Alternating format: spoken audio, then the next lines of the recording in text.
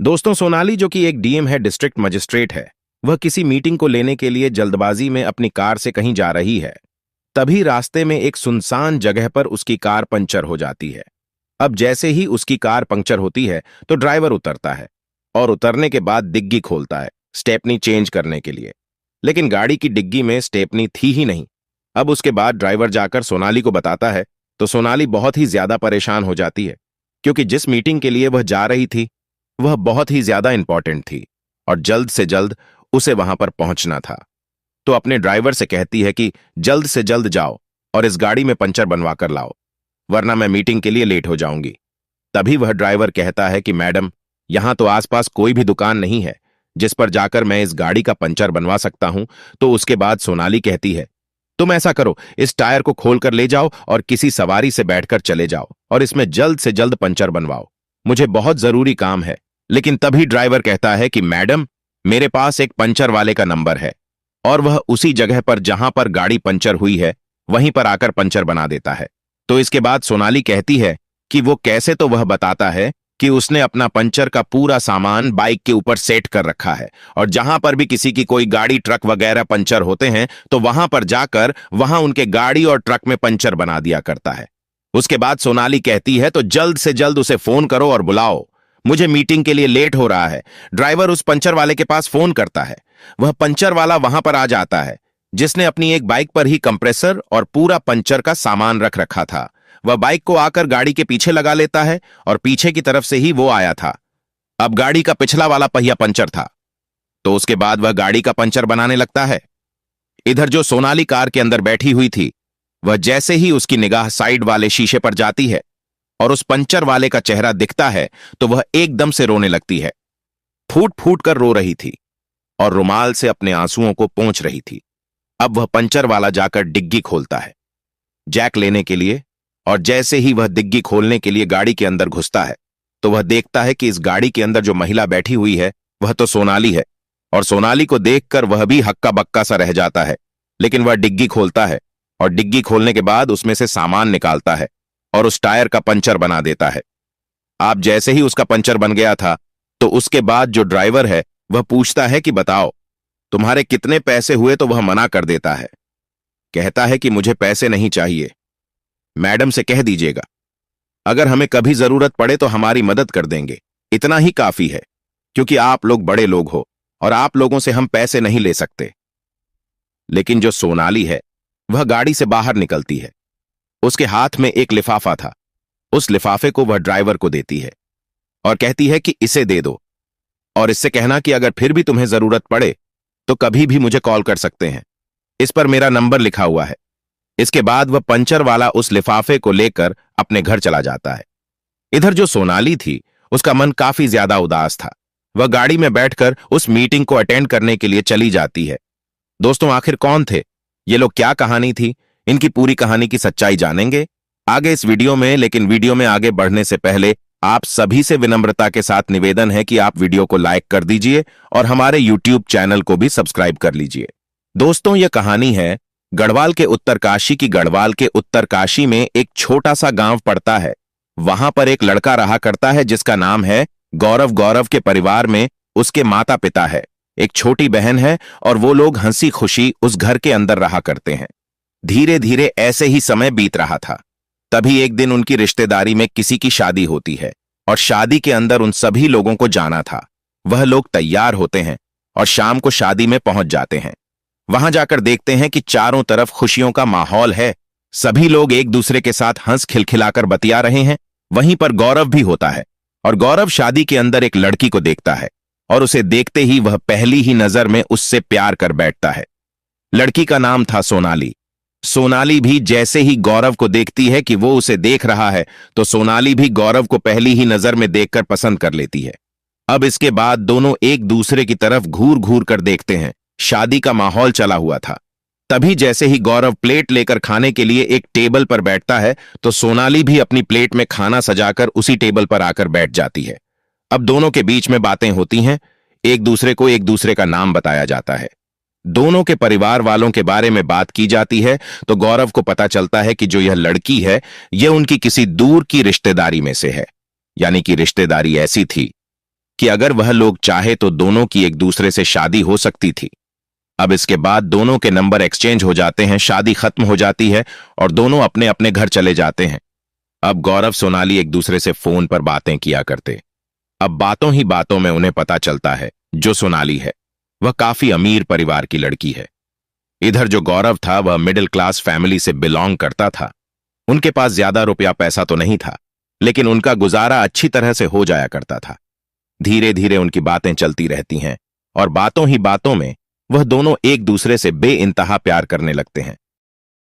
अब उन दोनों को एक दूसरे से प्यार हो गया था, तो एक दिन सोनाली फोन पर गौरव से कहती है कि गौरव क्यों ना हम दोनों एक दूसरे से शादी कर लें। तो उसके बाद गौरव कहता है कि तुम तो पैसे वाले लोग हो और हम गरीब आदमी हैं, क्या हमारे घर वाले हमारी शादी को अनुमति देंगे?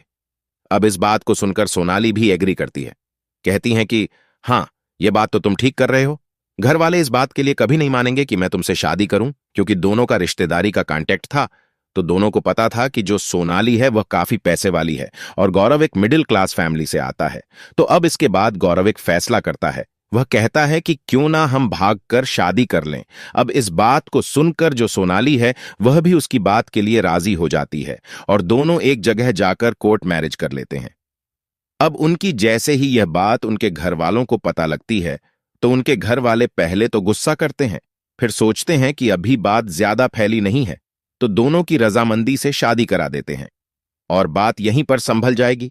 ऐसा सोचकर दोनों के घर वाले आपस में बात करते हैं और बात करने के बाद दोनों बच्चों को बुलाया जाता है और दोनों की धूमधाम से शादी कर दी जाती है। यानी कि उन दोनों को प्यार हुआ था, उसके बाद लव मैरिज की थी और फिर अब उनकी अरेंज मैरिज भी हो चुकी थी।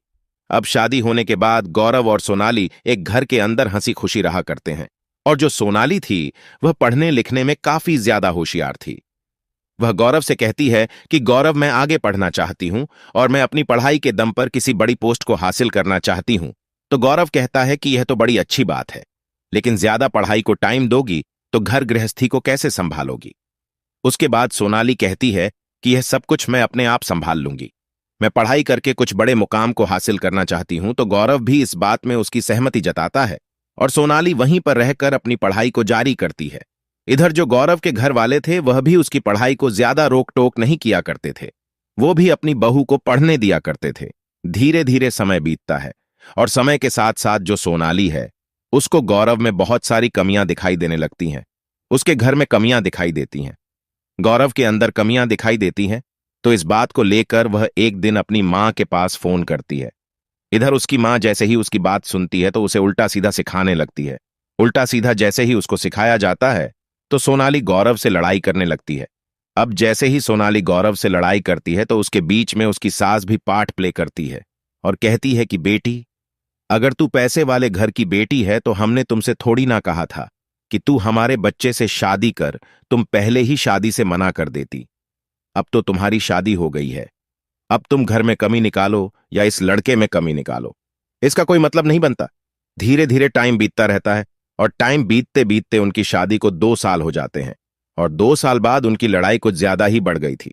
तभी एक दिन किसी छोटी सी बात को लेकर उन दोनों की लड़ाई होती है और उस लड़ाई को लेकर जो सोनाली है वह अपने मायके चली जाती है। मायके जाने के बाद वह वहां से तलाक का केस फाइल कर देती है। आप दोनों का तलाक हो जाता है।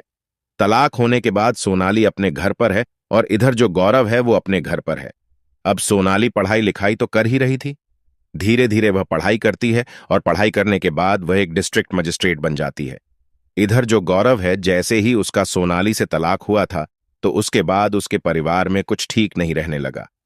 धीरे धीरे करके एक से एक उन पर मुसीबतें आने लगी और मुसीबतों के चलते उनकी जो कुछ भी जमीन थी जिस पर वह खेती किया करते थे वो सारी बिक जाती है। अब जमीन बिक गई थी, घर का गुजारा करने के लिए गौरव को कोई ना कोई काम करना था और काम की तलाश में इधर उधर घूमता फिरता है। तभी उसका एक दोस्त था जो पंचर की दुकान चलाया करता था, तो वह उसके पास बैठा हुआ था। वह उसे अपनी सारी बातें बताता है और कहता है कि यार, घर का खर्च चलाने के लिए कुछ ना कुछ काम तो करना ही होगा। तो उसके बाद उसका दोस्त उसे आइडिया देता है, कहता है कि तू भी क्यों ना पंचर की दुकान खोले, इसमें अच्छी आमदनी हो जाती है, ज्यादा खर्चा नहीं लगता, केवल हमारी मेहनत लगती है और मेहनत के पैसे हमें मिल जाते हैं। तो यह आइडिया गौरव को अच्छा लगता है, लेकिन इस आइडिया पर वह अलग तरह से काम करता है। वह सोचता है कि इस तरह से दुकान खोलकर तो काफी लोग बैठे हुए हैं, लेकिन ऐसा हो कि मैं इन सभी सामानों को लेकर सभी के पास जाकर उनका पंचर बना दिया करूं। क्योंकि गौरव पढ़ा लिखा था और अपनी पढ़ाई लिखाई का इस्तेमाल करके वह इस आइडिया पर काम करता है। वह अपने दोस्त के साथ मिलकर पंचर लगाने के लिए जो भी जरूरी सामान था, उन सभी सामानों को एक बाइक पर फिट कर लेता है और फिट करने के बाद उस बाइक के पीछे अपना नंबर भी लिखवा देता है कि किसी को भी अगर पंचर लगवाना हो तो वहीं पर आकर हम लगा देते हैं। इसके बाद जिसकी भी गाड़ी पंचर हुआ करती थी, जहां पर भी वही गौरव के पास फोन करता और उसे वहां पर बुलाकर अपनी गाड़ी में अपने ट्रक में पंचर लगवा लिया करता। इसी तरह से गौरव का गुजारा होने लगता है। तभी एक दिन गौरव के पास एक फोन आता है और उसे एक लोकेशन दी जाती है, जो लोकेशन उससे 10 मिनट की दूरी पर थी। तो उसके बाद गौरव उसी लोकेशन पर जाता है। पंचर लगाने के लिए वहां पर जाकर देखता है कि एक डिस्ट्रिक्ट मजिस्ट्रेट की गाड़ी है, जो कि पंचर हो चुकी है और उसके पंचर लगाने के लिए उसे बुलाया गया है। वहां पर जाने के बाद वह टायर को देखता है और टायर को देखने के बाद जैसे वह डिग्गी खोलता है जैक निकालने के लिए, तो गाड़ी के अंदर जैसे देखता है तो गाड़ी के अंदर सोनाली बैठी हुई थी।